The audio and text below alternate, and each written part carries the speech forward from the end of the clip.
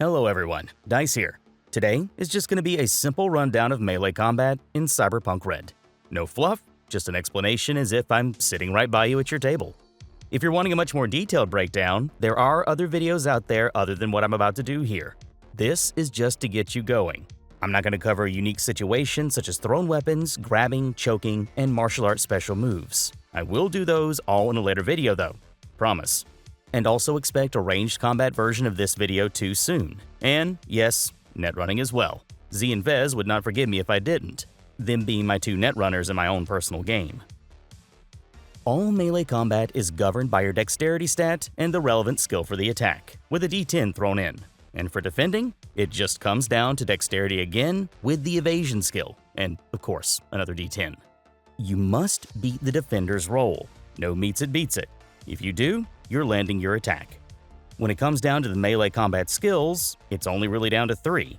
You've got brawling, martial arts, and then melee weapon. The only difference you need to worry about for this explanation going forward is that brawling is the basic bare-knuckle boxing. It also governs grappling, but like I said, not going to get into that this video.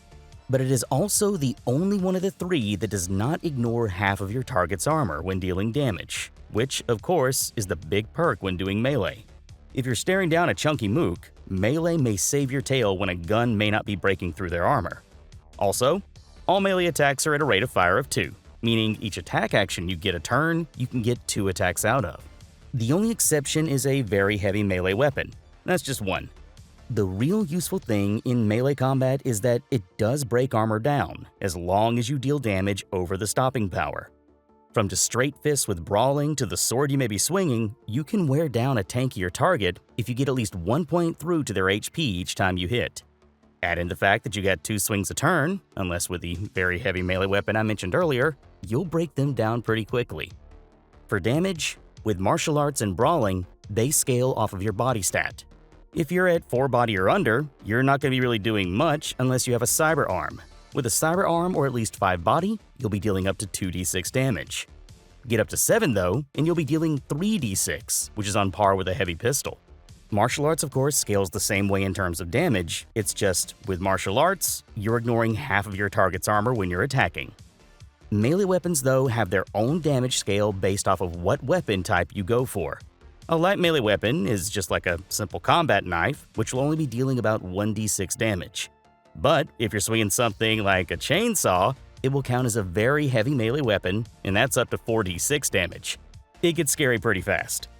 That's melee combat though in a nutshell for Cyberpunk Red. And of course, if a weapon says a certain thing about how it's used, go with what the weapon says. Brawling, melee weapon, and martial arts are the main skills you need to worry about, with evasion for all defense. To note, there are thrown weapons and athletics cover those attacks, but that's it for this video. I'll cover the unique stuff in melee combat after I go over ranged combat first. I don't know what I'll be calling these little brief talks yet. It'll either be part of the Cyberpunk Sitdown series or I'll come up with something. I don't know. Cyberpunk in a nutshell? We'll see. But yeah, take care everyone, and I hope you find yourselves a good table.